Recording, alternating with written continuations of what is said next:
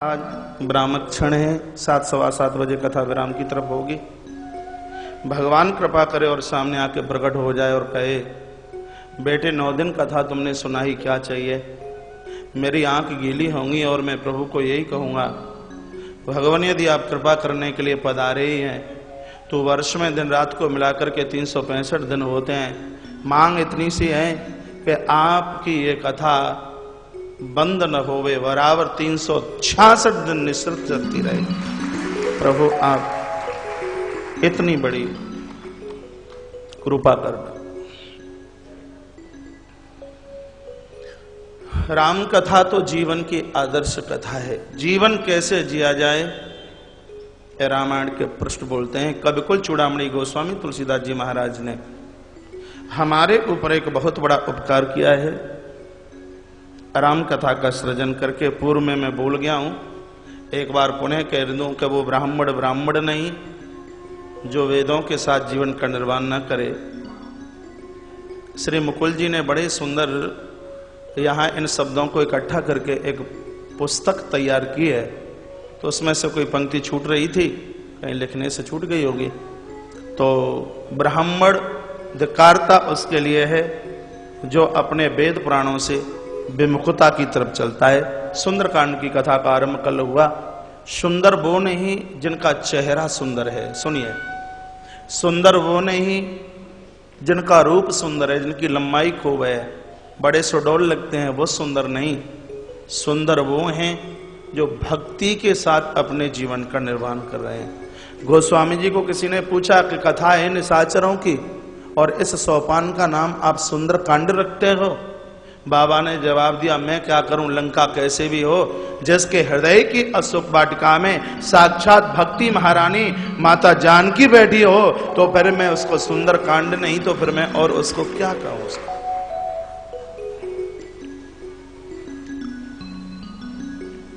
कल आपने सुना हनुमंत लाल जी माता जानकी की खोज के लिए जा रहे हैं। हनुमान यानी हम और आप भी भक्ति की खोज के लिए निकले हैं। जो हनुमान जी ने किया वो कीजिए। हनुमान जी ने 100 योजन का सागर पार किया। भक्ति को खोजने के लिए जाओगे तो 100 योजन का समुद्र क्या है, हमारी आपकी 100 साल की आयु, उम्र 100 वर्ष की। हनुमान जी को 3 देवियां मिली हैं। आप भी जाओगे भक्ति की खोज के लिए तो ये 3 तुम्हें भी मिलने वाली हैं, सुरसा, सिंगिका और लंकिनी। कल भी मैंने निवेदन किया, सुरसा लोभ है, इसलिए तो लोभी का मुंह खुला रहता है। सिंह का ईर्षा है, लंकिनी मोह है। भक्ति माता के चरणों में पहुंचना है तो सबसे पहले इन तीनों को जीत करके बता दीजिए। आगे एक विशाल पर्वत के ऊपर बजरंगी हनुमंत लाल जी ने अपना पाम रखा और तत्काल मैया भगवती ने प्रश्न कर दिया, शैल विशाल देख एक आगे, तापर धाई चढ़े भय त्यागे। निर्भय होकर के हनुमान जी इस पर्वत के ऊपर चढ़ गए। जगदम्बा ने भगवान भोलेनाथ को प्रश्न किया, कहा भगवान इस पर्वत को मैंने श्राप दिया है, जो भी कोई व्यक्ति भूल करके इस पहाड़ के ऊपर चल करके आ जाए तो उसकी मृत्यु हो जाएगी। लेकिन बजरंगी हनुमान का तो कुछ बिगड़ा ही नहीं। प्रश्न है यहां, माता जगदम्बा ने इस पर्वत को क्यों श्राप दिया? शिव महापुराण में कथा आती है, जब भगवान गणपति का मस्तक छेदन शंकर जी के द्वारा हुआ, समुद्र में जाके वो मस्तिष्क गिरा। भोलेनाथ ने आग्रह किया कि मेरे पुत्र का मस्तिष्क दे दीजिए। ये समुद्र भोलेनाथ से बहुत पहले से द्वेष समझता है, मानता है कि यदि भोलेनाथ जहर नहीं पीते होते तो मेरे 14 रत्नों को नहीं निकाला जाता, इसलिए इसने गणपति का मस्तिष्क बाहर दिया नहीं। माता जगदम्बा ने वो मस्तिष्क मांगा, समुद्र ने मस्तिष्क दिया नहीं, तो मां ने श्राप दे दिया कि मेरे पुत्र का मस्तिष्क जहां गिरा और वहीं ये पहाड़ बन जाए और धोखे से भी कोई इस पर्वत पर आ जाए तो उसके सिर के खंड खंड हो जाए, उसकी मृत्यु हो जाए। मां भगवती कह दिया मैंने इसको श्राप दिया, वही गणपति का मस्तिष्क ये पर्वत बना और हनुमान निर्भय होकर के चढ़ गए, इनकी मृत्यु क्यों नहीं हुई? भगवान शंकर ने कहा कि ओमान कछु कप कई अधिकाई, प्रभु प्रताप जो काल ही खाई। इसमें कपि की कोई अधिकता नहीं। जब भगवान का हाथ जिसके ऊपर होता है महाराज, वो तो काल का भी भक्षण कर जाता है। काल उसका क्या बिगाड़ पाएगा जिसके ऊपर कृपा भगवान की है, प्रभु की है, परमात्मा की है। उस पहाड़ से लंका के सौंदर्य को देखा। देखिए गोस्वामी जी लंका की सुंदरता को बता रहे हैं।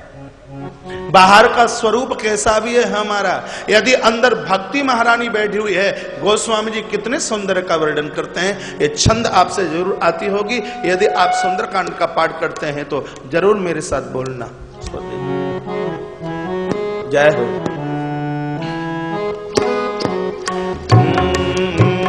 कनिक कोटि विचित्र मनिक सुंदरा यतनागना।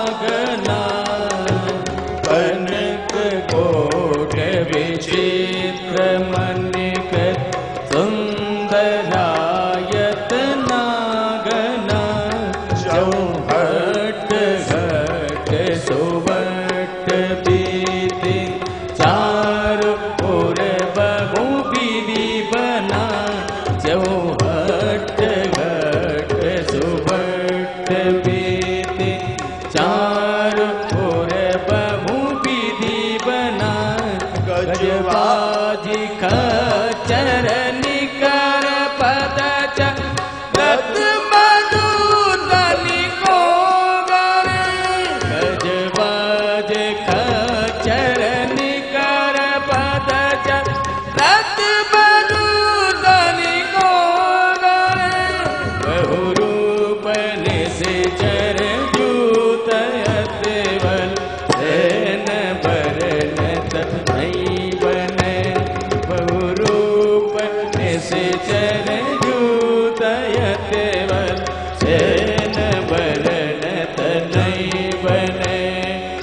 कनिक कोट विचित्र मनिक सुंदरायत नागरा। स्वर्ण की तरह चमक रही है महाराज पूरी लंका। हनुमंत लाल ने मन में विचार किया कि कैसे प्रवेश करूं लंका में। तो लिखा है मशक समान, मच्छर के समान हनुमान जी ने अपना रूप बना लिया। बिल्कुल मच्छर के समान। मच्छर नहीं बने, मच्छर के आकार के, मच्छर के बराबर के बन गए। तो लोगों को बड़ी चिंता होती है कि जब हनुमान जी मच्छर बन गए तो फिर वो अंगूठी कहां ले गए। लोगों को हनुमान की अंगूठी की बड़ी चिंता होती है। कथा कलयुग की नहीं है, ये कथा त्रेता की चल रही है।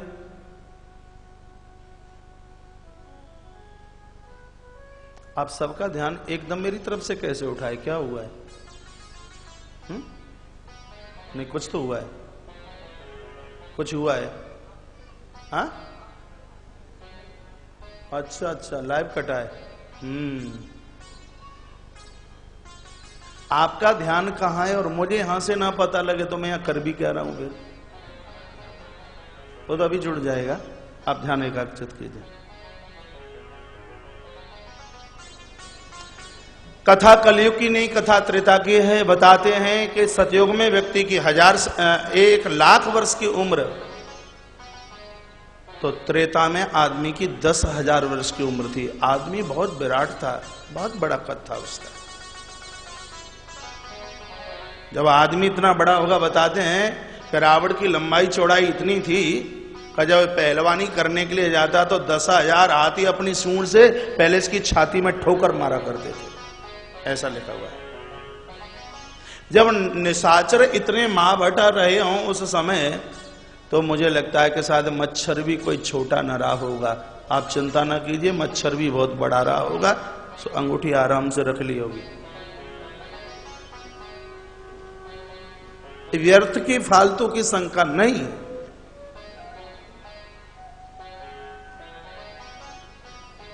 आगे की तरफ चले हैं तो देहली पर एक निशाचरी बैठी है। गोस्वामी जी लिखते हैं, नाम लंकिनी एक निश्चरी। भैया जल्दी करवाइए, मेरी कथा नहीं सुन रहा इनमें से कोई भी। कैसे लाइव कटा है?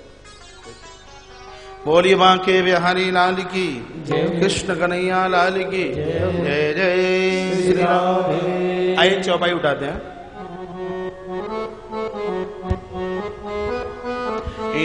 नाम लंकिनी एक निश्चरे, नाम लंकिनी एक निश्चरी, सो कह चले से मोय निंदरी। नाम लंकिनी एक निश्चरी, सो कह चले से मोग निंदरी। जानू नहीं मरम सठ मोरा, जाने नहीं मरम सठ मोरा। मोर आहारी जगह लगी चोरा, नाम लंकिनी एक से चरी, तो कह चले से मोग निंदरी। नाम लंकिनी एक से चरी, तो कह चले से मोग निंदरी। हनुमान जी को जाते हुए देखा लंकिनी ने और डांट करके कहने लगी कि कौन है तू चोर, तुझे पता नहीं कि तेरे भेद को मैं जानती हूं, और मेरे होते हुए तू लंका में घुस जाएगा, तो ये नहीं पता कि चोर मेरा भोजन। हनुमान जी ने कहा कि मैं माता जानकी की खोज करने के लिए आया तो मैं चोर, और जो दूसरों की बहू बेटियों को चुरा करके लंका में बैठा और वो साहूकार। रावण को तूने कभी खाया नहीं, रावण के दोष तुझे कभी समझ में नहीं आए, और मैं माता की खोज के लिए आया तो तुम मुझे खाना चाहती है। सब पीठ के ऊपर बड़ी जोर से मुष्ट का प्रहार किया है, नाक में से रक्त नीचे निकला है और एक क्षण में होश में आ गए। हनुमान संत हैं, मुष्ट के सत्संग का प्रहार जब तक महाराज हमारी और आपकी बुद्धि के ऊपर सत्संग के मुष्ट का प्रहार नहीं होगा, तब तक हमारी अकल ठिकाने में नहीं आती। बात आई है समझ में? सत्संग की लाठियां थोड़ी पड़ती रहेंगी तो थोड़ा सा हम होश में बने रहेंगे, हम ठिकाने में बने रहेंगे। तो बोलते तात स्वर्ग अपवर्ग सुख, धैर्य तुला एक अंग, तूलन ताई सकल मिली, जो सुख लव सत्संग। आंख का पलक ऊपर से नीचे गिरे, यदि इतने देर के लिए भी सत्संग मिल जाए तो उसके भाग्य की सराहना जितनी की जाए उतनी कम। बोल गई ब्रह्मा ने वरदान दिया, अब लगता है कि वह सिद्ध होने वाला है। जब रावण ने ब्रह्म वर दीना, क्या वरदान दिया है कि विकल हो से तही कप के मारे, और तब जाने सु निश्चर श्रृंगारे। तात मोर अति पुण्य बहु था, देखे उनैन राम कर दूता। प्रभु ने बड़ी कृपा की है, भगवान के दूत का मुझे दर्शन हुआ। अब निश्चित रूप से लंका का पनिया ढार होगा, और उसी समय इसने अपने प्राणों को छोड़ा, भगवान के दिव्य धाम को गई है। और इधर अब लंका में बजरंगी ने प्रवेश किया। कितने समय पर किया है? सुंदरकांड आपने बहुत पढ़ा है, दिन में नहीं रात को प्रवेश किया है। रात में तो चोर जाते हैं, साहूकार तो दिन में जाते हैं। हनुमान जी रात में लंका में प्रवेश क्यों करते, दिन में प्रवेश क्यों नहीं किया? ध्यान से सुनिए, इसका भी एक कारण है। वो ये है कि रावण दिन में 10-10 घंटा भोलेनाथ का अभिषेक करता है, पूजा करता है, इतनी आराधना करता है, लेकिन रात्रि को कामनियों का अतिशय भूखा है। एक कथा कहना चाहती है कि जो लोग बाहर से इतने बढ़िया लग रहे हैं, धुले धुलाए से लग रहे हैं महाराज, यदि एकांत सुधर जाए तो फिर तो कहना ही क्या। पिक्चर बहुत ब्लैक है, इतने काले थोड़े ही इतने दिख रहे हैं। बोलिए बांके बिहारी लाल की जय, शंकर भगवान की जय जय श्री जय जय श्री राधे, जय जय श्री राधे श्याम। रावण का एकांत भ्रष्ट है, इसका अकेलापन बिगड़ा हुआ है। तो गोस्वामी जी इसलिए हनुमान जी को रात में भेज रहे हैं कि दिन में भेजते तो इसकी पूजा को देख करके ये लगता कि बड़ा भजनानंदी है और प्रभु के चरणों में। अब बीच में बोलना मत, बोलना मत। तो और यदि हनुमान जी एप्लीकेशन लगा देते कि ये तो भजनानंद है, इसको आप मत मारिए, तो प्रभु इसको माफ कर देते। और जब हनुमान जी रात में चलें तो इसकी हकीकत का पता लग जाए, और व्यक्ति की हकीकत का पता अकेले में ही लगता है, एकांत में लगता है। आज व्यक्ति का एकांत बिगड़ गया। जितने ये लोग बाहर से इतने बढ़िया लग रहे हैं, इतने सुंदर लग रहे हैं, बिल्कुल धुले धुलाए से, दूध की डिबिया में सभी निकाले हों, लेकिन इनका इतना बढ़िया अकेलापन एकांत हो जाए। भक्ति हमारी कहती है कि एकांत को सुधारिए, अकेलेपन को सुधारिए। शंकर जी अकेले में रहते हैं तो प्रभु प्रेमी जनों दिगंबर नहीं बागंबर ओढ़ के, और विवाह के लिए जा रहे हैं तो दिगंबर ही बन के। शंकर जी को पूछ लिया ऐसा क्यों? कहा अकेले में तुम अपनी लज्जा ढक के क्यों बैठते हैं? भोलेनाथ ने शिव महापुराण के अंतर्गत कहा कि व्यक्ति को अकेलापन ही तो सुधारने की आवश्यकता है। आज व्यक्ति का एकांत खत्म हो गया, एकांत भ्रष्ट हो गया। ये पतन का एक बहुत बड़ा कारण है। इसलिए हनुमंत लाल जी ने रात को प्रवेश किया। मंदिर मंदिर प्रति कर शोधा, एक एक जगह देखी, देखे अगणित बड़े पहलवानों को देखा। गयो दशानन मंदिर माई, रावण के घर में प्रवेश कर गए। यहां एक बड़ा प्रश्न सा निकलता है, विभीषण के मकान को तो भवन कहा और रावण के मकान को मंदिर, नहीं तो विभीषण का मंदिर और रावण का मकान होना चाहिए था। लेकिन एक आश्चर्य सा लगता है। गोस्वामी जी को किसी ने पूछ लिया तो बाबा ने जवाब दिया है कि जब मैं ये चौपाई लिख रहा था तब हनुमान जी रावण के आंगन में खड़े हुए थे। भले ही वो साधारण मकान रहा हो, लेकिन जिसके आंगन में बजरंगी खड़े हैं, अब उसको मैं मंदिर ना कहूं तो और क्या कहूं। लेकिन जब विभीषण के मकान के बारे में मैं लिख रहा था तब हनुमंत लाल जी बाहर खड़े हुए थे। अरे जिसके घर में हनुमान नहीं बहुत बड़ा दरबार बना हो, फिर भी वो साधारण मकान जैसा ही है। इसलिए अपने अपने घर में बजरंगी की प्रतिमा रखिए, हनुमान जी का पूजन कीजिए। भगवान का ये वो पिए है कि राम द्वारे तुम रखवारे हो तन आज्ञा। जब तक हनुमान की आज्ञा नहीं तब तक देवी देवताओं के चरणों तक आप पहुंच नहीं सकते। तत्पश्चात महाराज विभीषण की कुटिया पर पहुंचना हुआ है। रामायुध अंकित ग्रह शोभा वर्णन जाए, नव तुलसी का, नए नए तुलसी के वृक्ष देखे हैं और लगा के ये लंका निश्चर निकर निवासा। राक्षसों की लंका में यहाँ कहाँ सज्जन, यहाँ सज्जन कहाँ से चल के आ गया।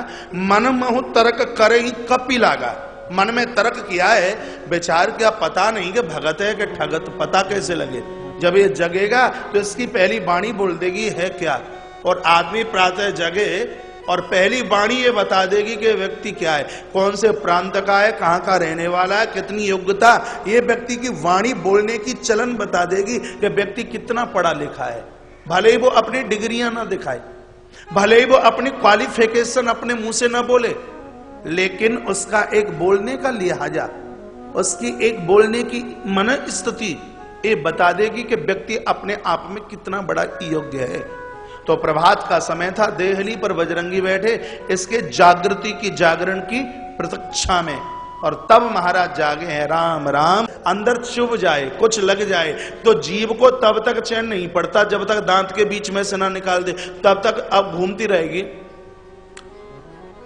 तब तक घूमती रहेगी जब तक दांत के अंदर कुछ अड़ाए। और ये दांत कितने खतरनाक हैं कि थोड़ी जीभ बाहर निकली तो कटाक से महाराज काट लेते हैं।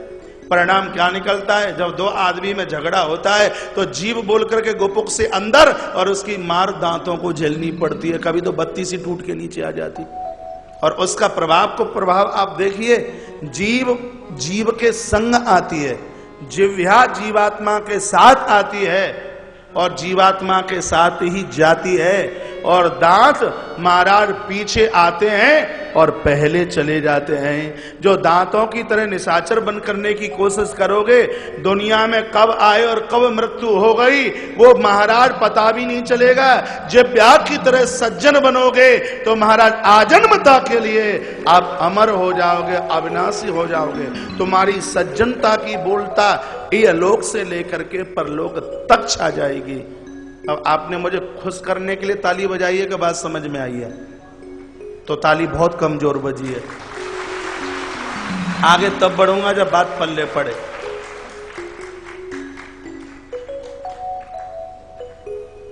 सज्जन बनिए, कुसज्जन नहीं। एक कुल्हाड़ा, उत्तराखंड से बोल रहा हूं, एक कुल्हाड़ा चंदन के पेड़ को काटता है, वृक्ष कटता हुआ जाता है, अपनी खुशबू देता है। परिणाम यह निकलता है कि जिस कुल्हाड़ी ने चंदन के वृक्ष को काटा, मार झेली चंदन ने, तो घिसता घिसता भगवान के माथे का श्रृंगार बन गया।